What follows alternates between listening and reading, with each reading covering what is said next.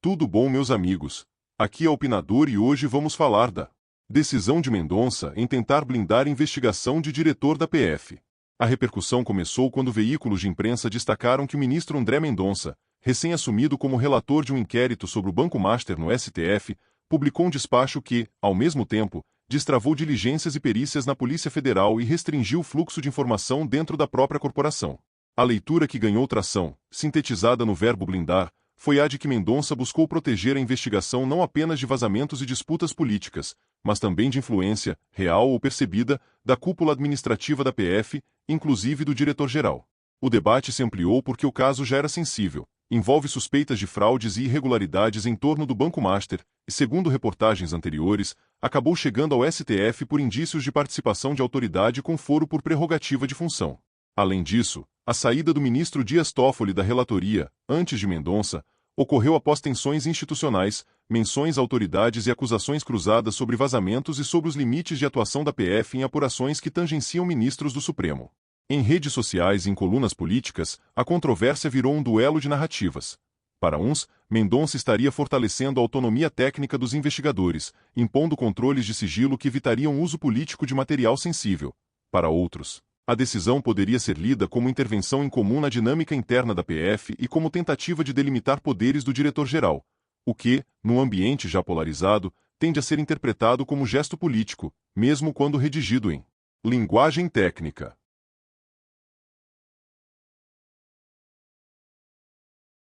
O fato central é que, em 19 de fevereiro de 2026, Mendonça, na condição de relator, autorizou a PF a retomar o fluxo ordinário de trabalho pericial e diligências no caso Master.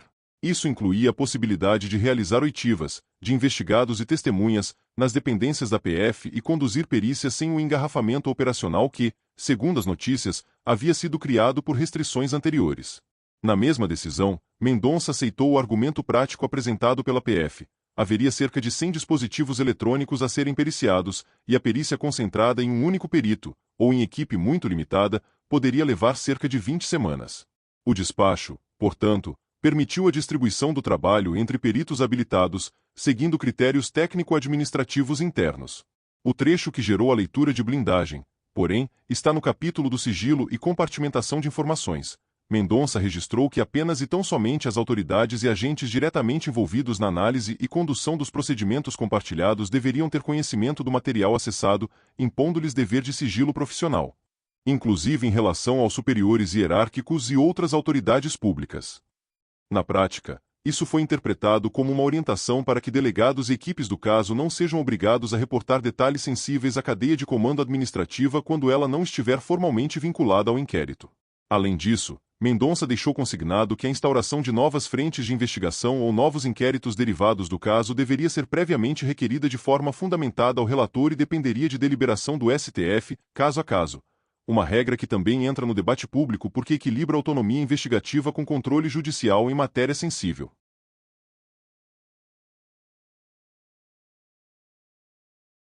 Reportagens descrevem o caso Master como um conjunto de apurações sobre suspeitas de fraudes e irregularidades relacionadas ao Banco Master, incluindo a investigação de um suposto mecanismo para inflar patrimônio por meio de operações financeiras, com empréstimos e investimentos em fundos, e, em paralelo, a busca de captação de recursos. Há também menções de que a instituição passou por intervenção regulatória e episódios de crise. A forma exata e completa do modelo investigado é objeto de apuração, e o ponto aqui é o contexto de complexidade técnica. Em dezembro de 2025, o diretor-geral da PF, Andrei Rodrigues, declarou publicamente que a investigação foi encaminhada ao STF após surgir um achado que poderia envolver autoridade com foro especial, o que exigiria remeter os autos ao tribunal competente para evitar nulidades. Reportagens citam, como exemplo de elemento sensível, a menção a parlamentar em material apreendido, e indicam que o STF passou a concentrar decisões sobre medidas invasivas, buscas, quebras de sigilo, além de impor grau elevado de sigilo em determinado momento. Esse pano de fundo importa porque, quando um caso sobe ao STF, não é apenas mais um inquérito. As decisões passam a se dar sob holofotes e com leitura política quase inevitável. Também se eleva o risco de questionamentos processuais. Qualquer passo tido como irregular pode virar argumento de nulidade. Em situações assim, ministros tendem a calibrar rigorosamente o sigilo, a cadeia de custódia de provas digitais e delimitação de competências dentro do Estado, e isso explica parte do tom formal do despacho de Mendonça.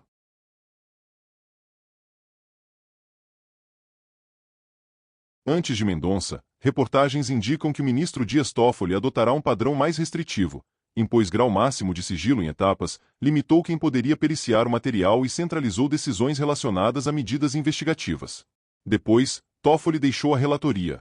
A redistribuição e a mudança de comando são descritas como resultado de um ambiente de tensão no STF, após a apresentação de relatório da PF com menções ao ministro e contatos associados ao caso, embora os ministros, segundo a cobertura, tenham preservado a validade de atos já praticados e avaliado que não haveria, naquele momento, base suficiente para declarar suspeição automática.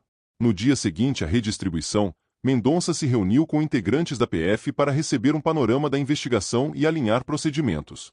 Colunas e reportagens descrevem que a reunião tratou de logística, volume de processos e dinâmica de comunicação, e que o diretor-geral Andrei Rodrigues não teria participado por estar fora de Brasília, segundo os relatos jornalísticos.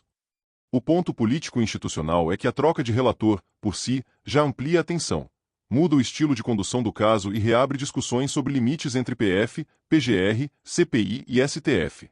Isso aparece, por exemplo, na cobertura sobre pedidos de parlamentares em CPMI e em CPI por acesso a documentos, e na forma como o STF, em momentos distintos, definiu o que poderia sair do sigilo e o que deveria permanecer resguardado.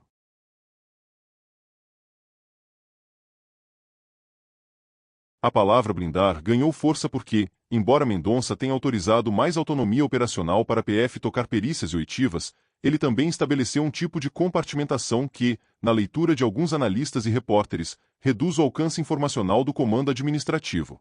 O G1 resumiu esse efeito ao dizer que a decisão restringe o acesso a informações do caso apenas aos agentes diretamente envolvidos e impede que superiores hierárquicos, incluindo o diretor-geral, acessem dados sem vínculo formal com o inquérito. Na prática, a diretriz se apoia em dois argumentos. A investigação precisa de sigilo para evitar destruição de provas, contaminação de depoimentos e vazamentos. Sigilo não é só externo, contra o público, mas também pode ser interno, no sentido de limitar circulação de informação a quem tem necessidade de conhecer.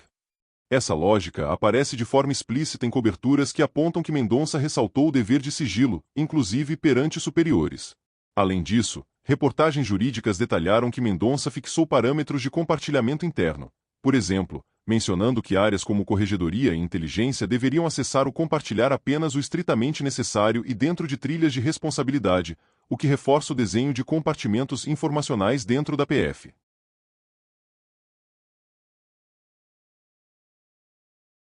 Para entender o mérito, é útil lembrar que o Código de Processo Penal prevê que a autoridade assegurará no inquérito o sigilo necessário à elucidação do fato ou exigido pelo interesse da sociedade, artigo 20. A norma não detalha exatamente como se dá o sigilo interno dentro de órgãos complexos, mas dá sustentação à ideia de que o sigilo pode ser instrumentado para proteger a investigação. Outro componente é a arquitetura constitucional e legal da atividade policial. A Constituição define competências da PF, artigo 144, 1 graus, incluindo a função de Polícia Judiciária da União, e a Lei 12.830, 2013 dispõe sobre a investigação conduzida por delegado, atribuindo ao delegado poderes de condução e requisição durante a investigação e prevendo que a vocação, redistribuição por superior hierárquico deve ser fundamentada em hipóteses específicas. Isso é frequentemente invocado para afirmar que há um espaço de autonomia técnica do delegado e da equipe do inquérito, ainda que inseridos em uma corporação hierarquizada. Ao mesmo tempo, há um princípio de publicidade e controle democrático do judiciário. O segredo de justiça é exceção e deve ser justificado, como discute o próprio STJ em análises institucionais sobre sigilo e interesse público. No caso Master, Mendonça não extinguiu o sigilo, apenas reduziu o nível, segundo reportagens, e ajustou o regime de acesso dentro da PF. Isso ilustra como a disputa não é sigilo versus transparência em termos absolutos, mas asterisco qual o grau, quem acessa e quando.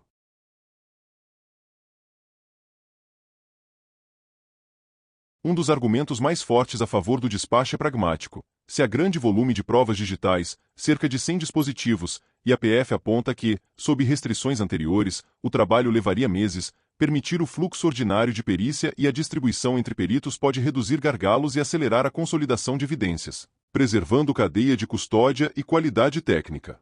Isso tende a ser positivo tanto para a acusação quanto para a defesa, porque evita investigações eternas e reduz espaço para alegações de desorganização.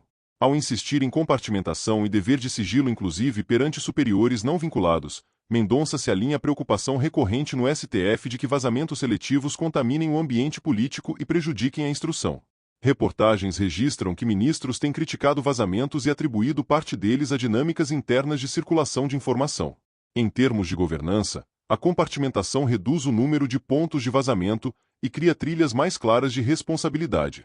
Em corporações hierárquicas, existe sempre tensão entre comando administrativo e autonomia funcional em atos investigativos. O despacho pode ser lido como tentativa de equilibrar isso. A cúpula provê meios e recursos, mas não precisa conhecer detalhes sensíveis se não estiver formalmente designada. Essa leitura conversa com a Lei 12.830/2013, que valoriza o papel do delegado na condução e impõe condicionantes à avocação por superior. Ao deixar claro que novas frentes devem ser pedidas e fundamentadas ao relator, Mendonça reforça controle judicial em pontos de reserva de jurisdição. Em casos no STF, isso pode reduzir litígios futuros sobre competência, escopo e validade de medidas. Para uma investigação complexa e politicamente sensível, a formalidade pode funcionar como seguro processual.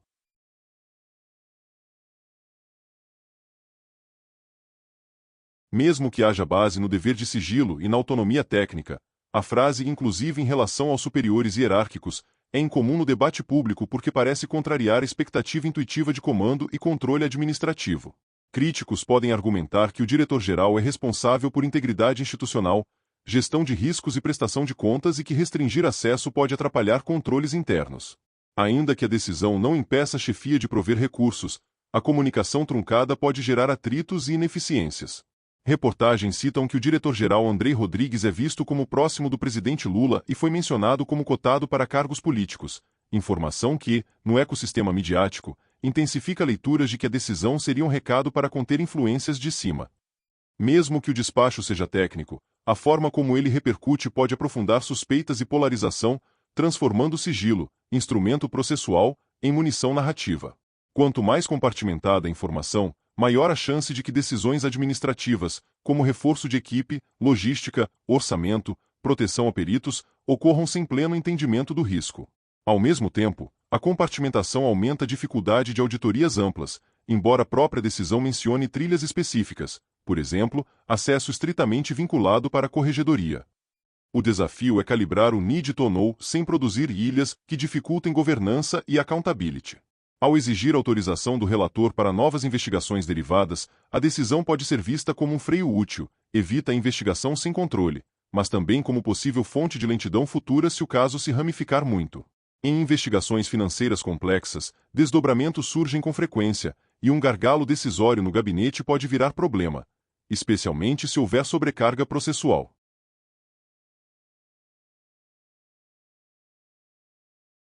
Chamar a decisão de blindagem é, ao mesmo tempo, descritivo e carregado. É descritivo porque o despacho realmente blinda a informação ao limitar quem, dentro da PF, pode ter acesso ao conteúdo sensível, inclusive restringindo superiores não designados. Mas é carregado porque blindar, no imaginário político, sugere proteção indevida de pessoas e não proteção de um procedimento. O que a documentação pública permite afirmar com segurança é que Mendonça destravou a investigação em termos operacionais, reforçou sigilo e compartimentação, condicionou novos desdobramentos a controle judicial. Se isso é bom ou ruim depende do critério. Pelo critério da eficácia investigativa, há ganhos claros, evita gargalos, acelera a perícia digital, permite diligências ordinárias. Pelo critério da governança democrática, surge o dilema. Restringir circulação interna protege contra vazamentos, mas pode reduzir transparência e dificultar controles amplos, o que precisa ser compensado por mecanismos formais, corregedoria, cadeia de custódia, decisões fundamentadas, fiscalização judicial. Num ambiente em que STF e PF já vinham trocando críticas sobre vazamentos e limites de competência, a decisão pode ser lida como tentativa de pacificação procedimental. A PF trabalha com autonomia técnica, mas com disciplina de sigilo. O STF controla desdobramentos e reserva de jurisdição. A controvérsia, portanto, não é apenas sobre um ministro ou um diretor-geral, mas sobre como o Estado organiza a produção de prova em casos sensíveis, quando a política pressiona de todos os lados.